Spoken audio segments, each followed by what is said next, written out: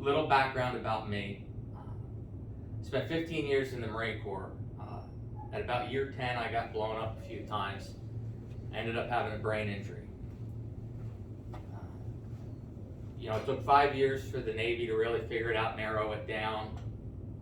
Finally, some of the changes I had, the emotions created issues. After my third deployment, when I returned home, I was ready to check out of the military. Honestly, just check out. And I had some great people that saw some of these signs and they pushed me to get help. I ended up getting medically retired. Not gonna lie, it wasn't easy to find the right people to work with, but constantly having that drive to go forward, I ended up working with some great therapists, some great doctors, speech pathologists, neuropsychologists. And I realized at one point that they're giving me these ideas and these coachings and they're working. And me being as stubborn and hard-headed as I am, I had to figure out why. And that's really what started my pursuit into this field. I ended up getting my bachelor's degree in psychology, a master's degree in social work, and I had 4 years of upper-level graduate work towards my PhD in human development and developmental psychology. And throughout that time, I've actually lost 4 friends to suicide. And whether we call them friends or acquaintances, the doctor that helped me when I first got back became a doctor at the VA. And the burnout that she experienced, one night she had too much wine and Ambien and didn't wake up the next day. I had a sergeant major that I worked with when he was a first sergeant when I got injured. As I was separating from the Marine Corps, he had become a sergeant major, and I was able to utilize him, and he gave me a lot of information, and he kept me from completing the action myself by talking me through and coaching me. 4 years after he retired, he took his own life. Just a few weeks ago, a young friend of mine that I worked with when I got out, doing millwright, and I don't even know the circumstances of how this happened, 32 years old, took his own life in his house. Now, I say these things not as a way to say, oh, we got to watch and every action means that something's going to happen, but I say to make you realize that this is a real thing and it is relevant to us. And if we look at our system, somewhere in there's somebody that's either suicidal and we don't know it because they play it off. They don't know how to ask for help because they don't know what questions to ask or what help to get. Or there's just some that are on that path. And knowing about it and helping it and identifying them also helps us with some introspection and to realize with us. Now, the biggest risk mitigator for suicide is resilience. And we all, everybody's heard the word resilience, but resilience doesn't mean getting over something. It means getting through it. And whenever something goes on in our life, it's always going to be there. These minds that we have are just such an incredible organ that it's always going to be there. And if we try to focus on getting over it, it's just not going to happen. We have to get through it, and that's what resilience is. And there's ways that we can convince our brain, and we can change our perception of something, and it redirects how our brain acts in things. The funny thing is we think that we're in control of so much, but the reality is that our brain and the areas of our brain that we don't understand are what really control us.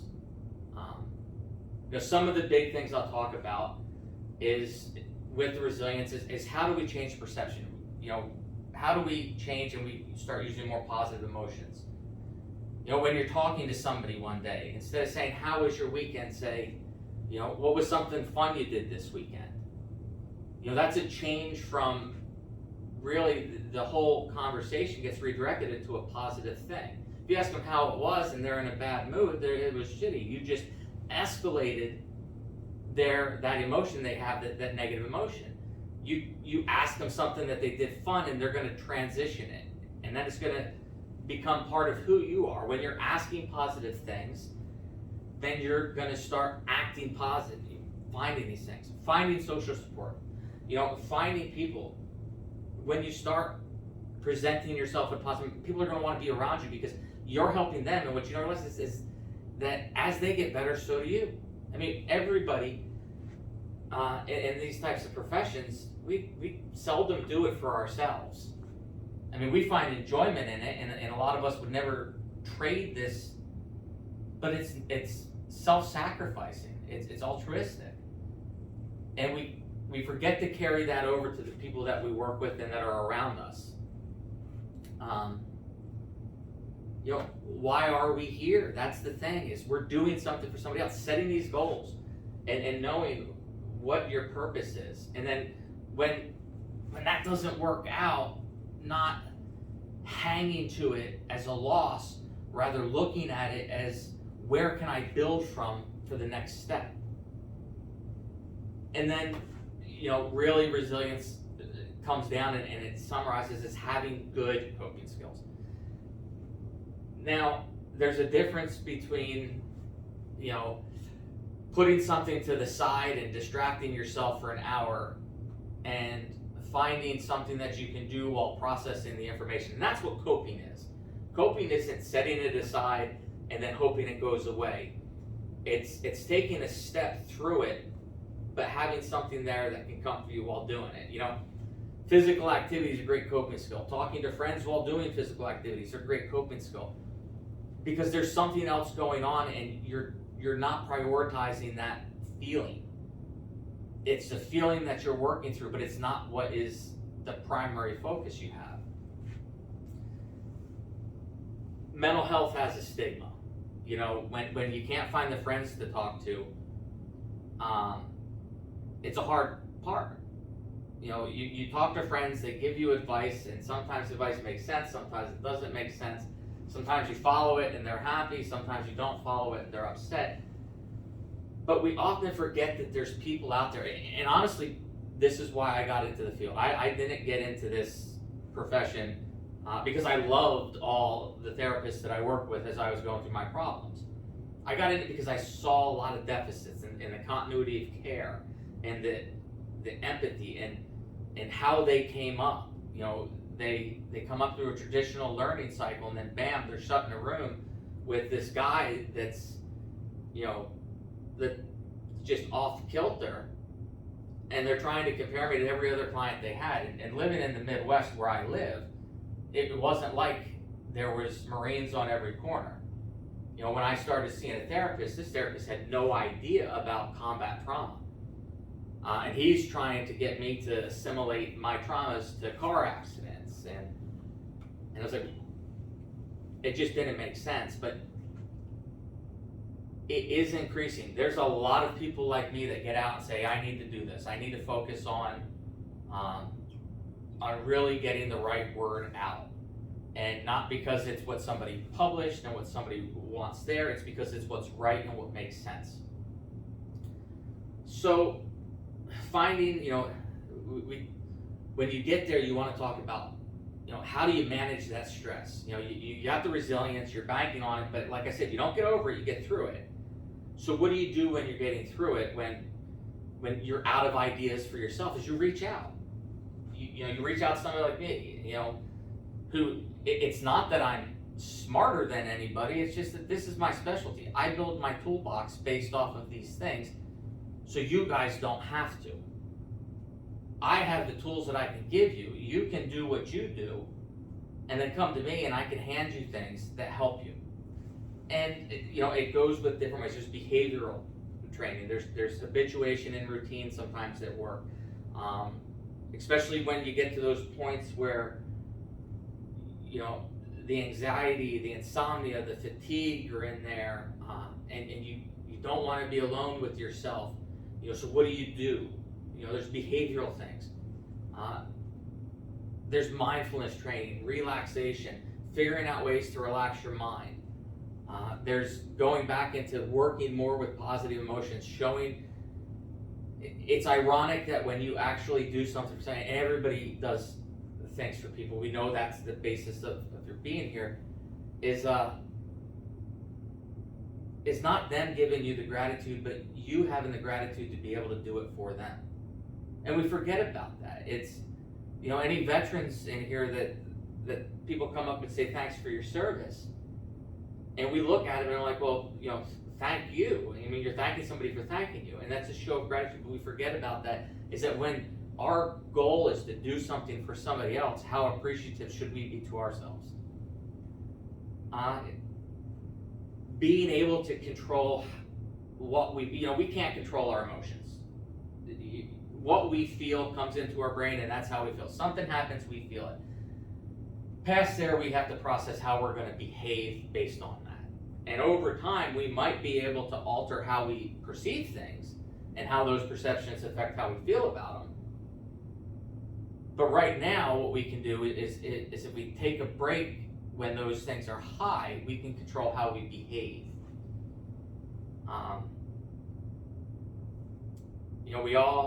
There's always the thing, but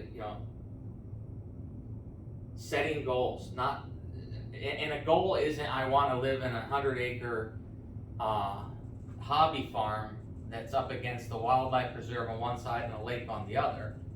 That's not the goal setting. The goal setting is sometimes we need to micromanage ourselves. We need to look at as small as I'm going to have lunch at this time, and then sticking with it. And then an hour before you have lunch, say, okay, what am I going to do after lunch? And it's getting through the day and then celebrating the success of those goals. The hard part really comes when it's not you that has the problem. When you're in an environment where you're hyper focused and there's people around you and they need those things. And sometimes they don't know what's they're going on. They're obviously something is off kilter a little bit. So their ability to really process, and even if this is relevant to you, your ability to process things during these times is altered. So it's having the routines to deal with it. It's acknowledging that I feel weird. It's talking to somebody when you can't sleep at night, or when you don't want to be with your own self, so you avoid going to sleep sober so that you don't have to close your eyes and be in your own brain. And there's ways to work with that, but nobody's going to know unless you reach out. I mean, there are signs, and honestly, in the type of professions that I work with, those signs are a lot different. If I go into a business office and people are using morbid humor, one person's walking around talking about these things in kind of a humorous way, but he's talking about killing something. I'm going to really look into that. The offices I walk into, people are like, it's a common occurrence for them to walk by and be like, I'm going to start a pistol today because this is driving me crazy. Well, sometimes they're serious, and sometimes it's just a coping mechanism. So learning if that is a coping mechanism that you have, how can you make that so that it doesn't put somebody else under the edge of, oh no, we need to really intervene with this person. With that being kind of so common in this environment, how do you tell the difference? You look for the other signs and you talk. And honestly, I started this with the word suicide. And you be forward. We need to make this, it needs to be a common word. It needs to be something as hey, I hear your wife is pregnant. Congratulations. Hey, you seem to be making more jokes than normal. Is everything okay? Would you like to talk? Or just letting somebody know that you notice that helps. It lets them know that, hey, no, I am making these jokes and I am half serious about it, but he knows about it, and maybe I can get there. But knowing that it's not that, I'm having thoughts of every morning I get up and I think that the world would be better without me. Well, guess what? If you've ever had that thought, you're going to have it again.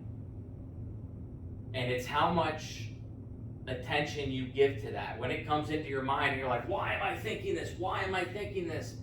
You're actually strengthening it. when it comes into your mind and you say this is just a fleeting thought, then it goes away. And if you acknowledge that you're going to have these fleeting thoughts, you don't harp on them. Now, I will say one of the biggest concerns that I talk about when I talk about suicide is the use of alcohol, drugs,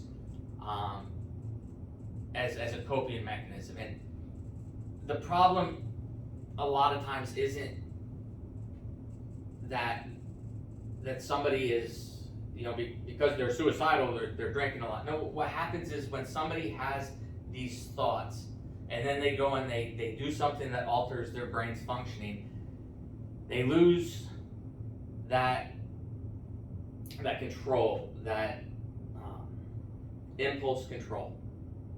Now, I go back and I say 4 people, and I talked about 2, and I'll talk about a 4th one right now, which is my sister. 42 years old. Her death makes complete sense to me. She had a brain injury. She was 18 through a car accident a few weeks before she died, and she's about 5 foot, weighed nothing. Had a steel door slammed into her face, and she was recovering from a concussion. Now, for years, she would get what my parents and the doctors would refer to as Bell's palsy, which was a paralysis of half the face. Nobody ever looked into whether or not it was a facial paralysis caused by that organic brain deficit that came. Well, one day, the night before, very emotional, was drinking. The next day was very emotional, started to experience the palsy issues. Her husband tried to rush her to the ER. She had a thought of just stepping out of the vehicle. She stepped out of a truck at 60 miles an hour, hit her head, and never woke up again. Now I looked at it, and a lot of people looked at the emotions. I looked at the facts. I looked at the things. The coroner's report came back, and it did note that there was other abnormalities of her brain that were not consistent with that incident, which let us know there was brain injury. Now, I miss my sister to death, and I don't look back and say that blame her for her death, because what she didn't have was impulse control.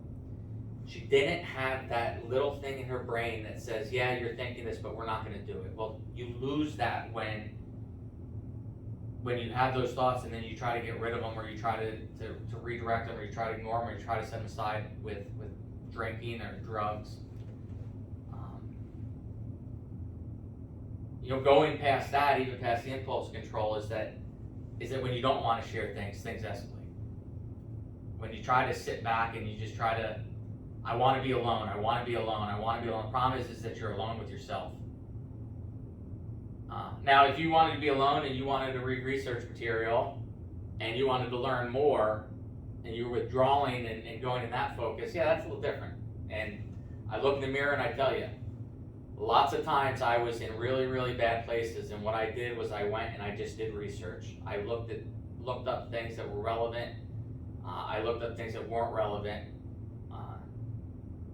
And it gave me that opportunity for solace, and it gave me the distraction I needed so that I wasn't overthinking my brain. A lot of the times, emotions drive this very often, but a lot of times so does cognitive issues.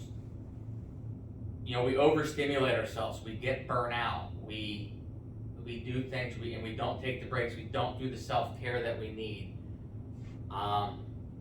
We start falling more into a depressive state for no reason. I often tell my clients when they come in, we work off of what's called the DSM, which is a manual that lists all the diagnoses for mental health issues. And I tell them every single diagnosis in there is relevant to every single person in this world. We all get happy. Now, if you get happy for no reason and it affects your functioning, it's mania. Something happens and we get sad. Now, if nothing happens, you wake up and you're just sad, like your cat died, that's depression. And it gets worse, especially when it starts to affect how you can work. But all of the things that are there, we're at risk of. You know, we run on the same scale. It's how happy do we get, how sad do we get, and why. When you're sad because something happens, that's something that, you know, that's happened. That's life. Life happens, and it's going to put us in situations of grief and self-doubt, and what is the purpose of this and why. And it's learning about these things, and these are going to be topics that we discuss and cover and go into